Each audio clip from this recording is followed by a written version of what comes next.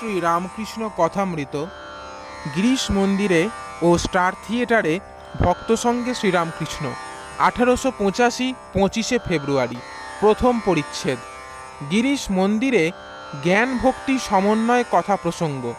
ঠাকুর শ্রীরামকৃষ্ণ গিরিশ ঘোষের বসুপাড়ার বাটিতে ভক্ত সঙ্গে বসিয়া ঈশ্বরীয় কথা কহিতেছেন। বেলা 3টা বাজিয়াছে। মাস্টার আসিয়া ভূমিষ্ঠ হইয়া প্রণাম করিলেন। আজ বুধবার 15ই ফাল্গুন, শুক্লা একাদশী, 25শে ফেব্রুয়ারি 1885 খ্রিস্টাব্দ। গত রবিবার দক্ষিণেশ্বর মন্দিরে শ্রীরামকৃষ্ণের জন্ম মহোৎসব হইয়া গিয়াছে। আজ ঠাকুর গিরিশের বাড়ি হইয়া স্টার থিয়েটারে বৃষকেতুর অভিনয় দর্শন করিতে যাইবেন। ঠাকুর কিয়ৎক্ষণ পূর্বেই আসিয়াছেন। কাজ সারিয়া আসিতে মাস্টারের কিঞ্চিত বিলম্ব হইয়াছে। তিনি আসিয়াই দেখিলেন ঠাকুর উৎসাহের সহিত ব্রহ্মজ্ঞান ও ভক্তিতত্ত্বের সমন্বয় কথা কহিতেছেন।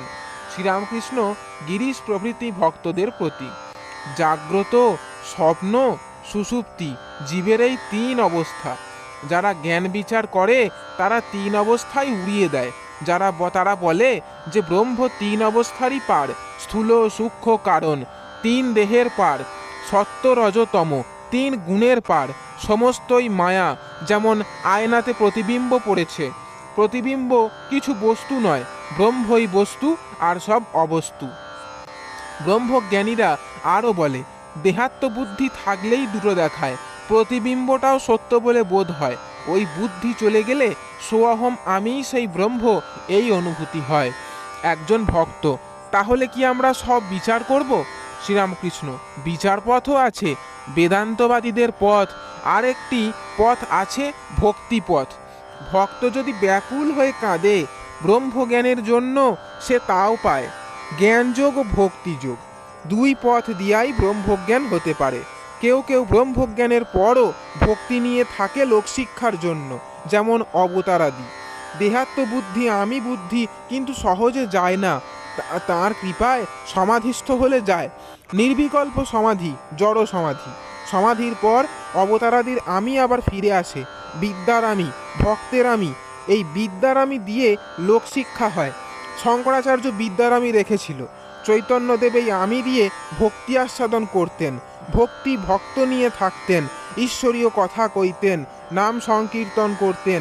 আমি তো সহজে যায় না, তাই ভক্ত জাগ্রত, স্বপ্ন প্রভৃতি অবস্থা উড়িয়ে দেয় না। ভক্ত সব অবস্থায় লয়, সত্য রজতম 3 গুণও লয়। ভক্ত দেখে তিনিই চতুর্বিংশতি তত্ত্ব হয়ে রয়েছেন, জীবজগৎ হয়ে রয়েছেন। আবার দেখে সাকার চিন্ময় রূপে তিনি দর্শন দেন। ভক্ত বিদ্যামায়া আশ্রয় করে থাকে, সাধুসঙ্গ, তীর্থ, জ্ঞান, ভক্তি, বৈরাগ্য এইসব আশ্রয় করে থাকে।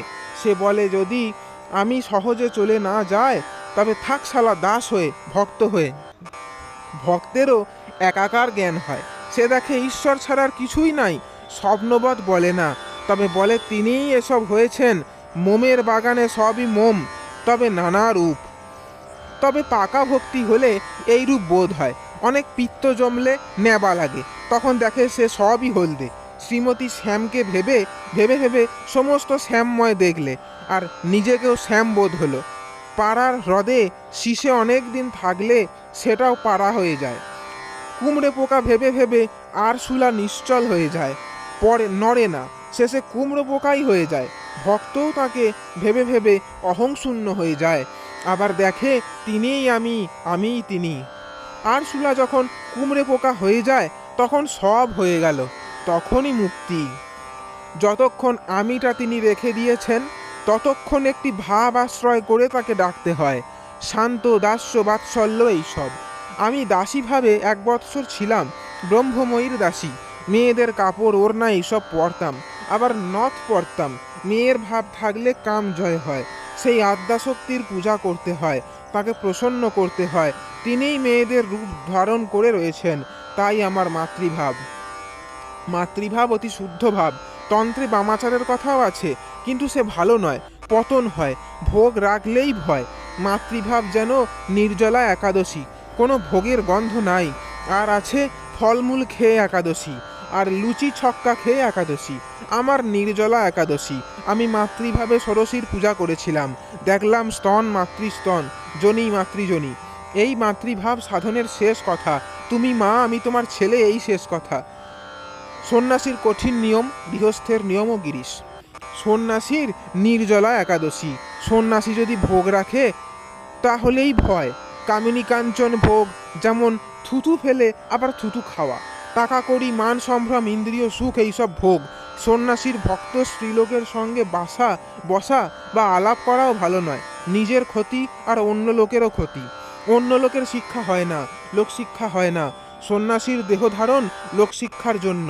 মেয়েদের সঙ্গে বসা কি বেশিক্ষণ আলাপ, তাকেও রমণ বলেছে। রমণ 8 প্রকার। মেয়েদের কথা শুনছি, শুনতে শুনতে আনন্দ হচ্ছে, ও একরকম রমণ।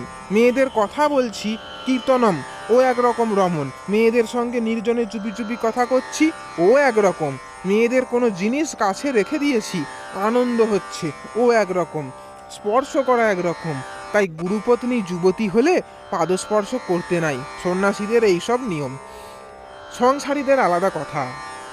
দু একটি ছেলে হলে ভাই ভগ্নির মতো থাকবে, তাদের অন্য 7 রকম রমণে দোষ নাই।